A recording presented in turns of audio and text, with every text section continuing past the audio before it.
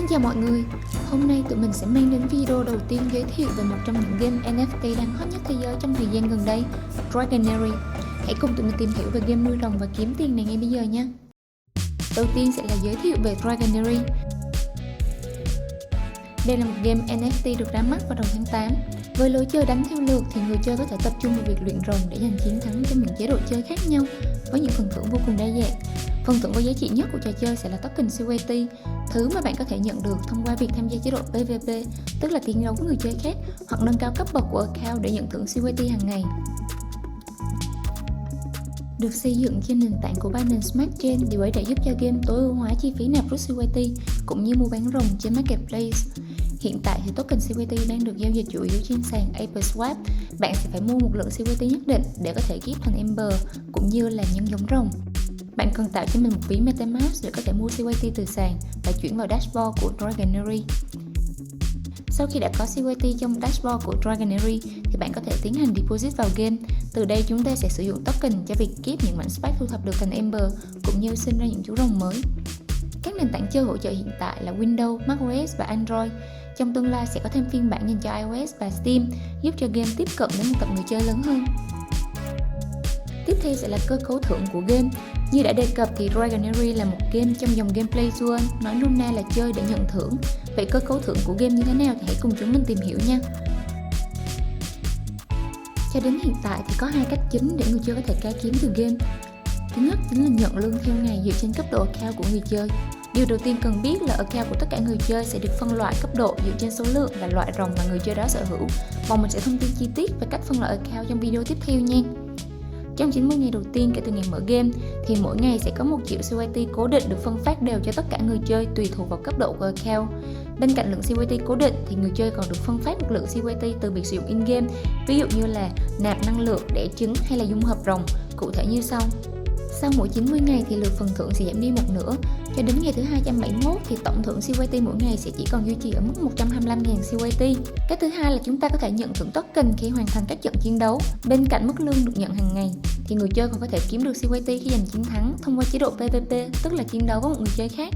Ngoài ra thì nhà phát hành Dragonary cũng đã cho ra mắt một loại token in-game mới với tên gọi là ECT, dùng để trả thưởng cho những account có cấp độ từ Rare trở lên thông qua chế độ PV đánh Ember. Đó là tất cả những gì chúng ta biết hiện tại về ECT.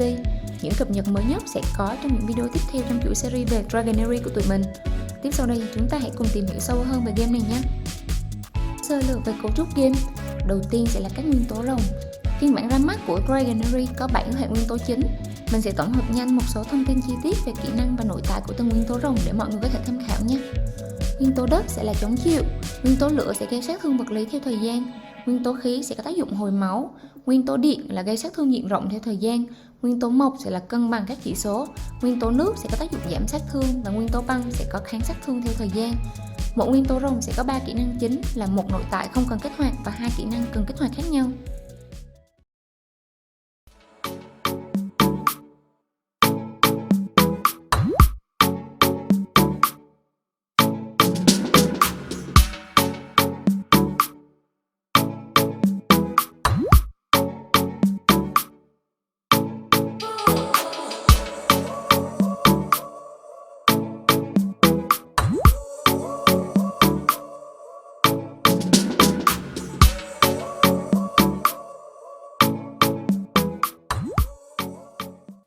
Cũng cần lưu ý rằng các chỉ số của nội tại rồng sẽ tăng lên theo độ hiếm của rồng. Ví dụ như rồng đất common thì chỉ có tác dụng giảm 10% sát thương, nhưng rồng đất rare sẽ có tác dụng giảm 12% sát thương nhận vào. Ngoài ra thì các chỉ số của các kỹ năng cần kích hoạt cũng sẽ được cải thiện theo cấp độ cơ bản của rồng ở các mốc cấp độ khác nhau. Tổng hợp từ các thông tin vừa rồi thì chúng ta có thể nhận định rằng mỗi loại nguyên tố sẽ đóng vai trò nhất định khi chiến đấu, nên việc cân nhắc lựa chọn kết hợp những hệ nào để xây dựng cái đội hình phù hợp là rất quan trọng trong Dragonary. Sự cân bằng của các nguyên tố sẽ giúp cho đội hình rồng của bạn mạnh hơn và dễ dàng vượt qua cả nhiệm vụ hơn rất nhiều. Bên cạnh đó thì nhà phát hành của Dragonary cũng đã thông tin rằng họ có dự định sẽ thêm vào game 2 nguyên tố mới mỗi năm. Dẫu vậy thì việc nắm bắt rõ thông tin của 7 hệ rồng đã ra mắt và kết hợp như thế nào cho hay đã là một bài toán lớn. Nên trước mắt chúng ta hãy cứ lên chiến lược xây dựng cho mình đội hình mạnh nhất và yêu thích nhất hiện tại và trải nghiệm game đã nào. Tiếp theo sẽ là về độ quý hiếm và cấp độ của rồng. Đầu tiên là độ quý hiếm của rồng. Một con rồng sẽ có 3 chỉ số sức mạnh cơ bản, đó là sức mạnh, khéo léo và chống chịu. Tổng 3 chỉ số này sẽ quyết định độ quý hiếm của rồng.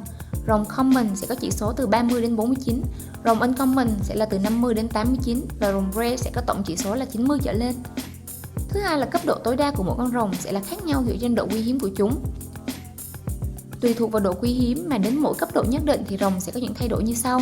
Thứ nhất là tiến hóa về hình dạng, thứ hai là nâng cao phần nhỏ chỉ số sức mạnh của chúng và thứ ba là kích hoạt kỹ năng bị động sau mỗi 20 cấp độ.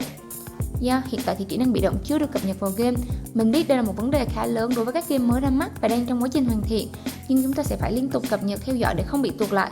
Vậy thì càng thể đáng để mong đợi phải không nào? Phần tiếp theo sẽ là về nhân giống rồng.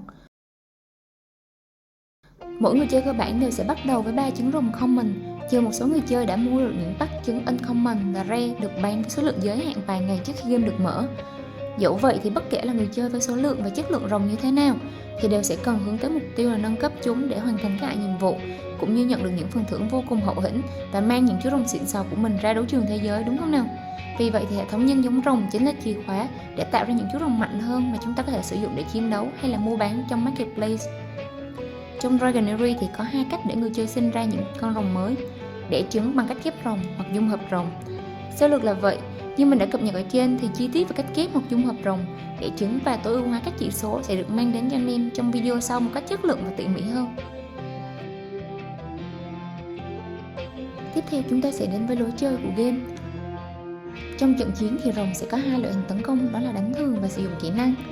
Trong game hiện tại có 2 thể loại chiến đấu chính, đó là PvE và PvP, nơi người chơi có thể farm được vật phẩm và Quarry Token, bao gồm CYT và ECT. Trong đó thì hình thức PvE không gì xa lạ chính là trận chiến giữa hai đội, một đội do người chơi nắm quyền điều khiển và đội còn lại là do máy điều khiển. Trong khi đó PvP sẽ là một trận chiến thật sự khi bạn mang những chú rồng của mình đi chiến đấu với những chú rồng của một người chơi khác. Cũng cần biết rằng trong thể loại PvE thì sẽ có những chế độ chơi khác nhau với những mục đích và phần thưởng cũng khác nhau tùy theo nhu cầu của bạn. Chi tiết về sự khác nhau của các thể loại chiến đấu và các chế độ chơi chúng mình sẽ để ngay sau đây để mọi người có thể cùng tham khảo nha. Ở đây thì tụi mình đề cập đến một số khía cạnh chính như là mục tiêu khi tham gia chế độ chơi, năng lượng tiêu tốn cho mỗi lượt đánh, số màn chơi, phần thưởng mà bạn sẽ nhận được, đối thủ của bạn, đội hình yêu cầu cũng như thời gian diễn ra trận đấu và lối chơi. Ngoài ra nếu bạn cần thời gian để nghiền ngẫm kỹ hơn về bảng so sánh này thì bạn hoàn toàn có thể xem chi tiết trong link blog của chúng mình nha. Link blog sẽ được để description bên dưới. Điều cuối cùng cũng không kém phần quan trọng mà bạn cần quan tâm trong game chính là điểm năng lượng. Như đã nhắc đến ở trên thì hầu hết để tham gia các nhiệm vụ trừ chế độ phiêu lưu câu chuyện, bạn đều phải tiêu hao một lượng năng lượng dù ít hay nhiều. Cứ mỗi 20 phút thì một điểm năng lượng sẽ được hồi. Thi thoảng thì nhà phát hành cũng tổ chức event để nhân đôi tốc độ hồi năng lượng sẽ diễn ra trong thời gian giới hạn. Bạn có thể tận dụng triệt để khoảng thời gian này để cày nhiệm vụ Ember nhằm gia tăng nhanh nhất có thể lượng Ember tích trữ. Còn bất cứ khi nào bạn muốn đẻ thêm vài chú rồng con thì đều có thể nhanh chóng thực hiện. Bên cạnh đó thì nhà phát hành đã quyết định cho phép sử dụng Sucari là CYT để nạp lại điểm năng lượng, nhưng tất nhiên vẫn sẽ có giới hạn. Đó chính là hệ thống ngăn cản mua nhanh 2 lần, tức là cứ mỗi lần bạn sạc đầy điểm năng lượng thì chắc chắn lần mua sau sẽ mắc hơn đáng kể. Và cứ mỗi 24 giờ thì giá mua sẽ quay trở lại mức thấp nhất.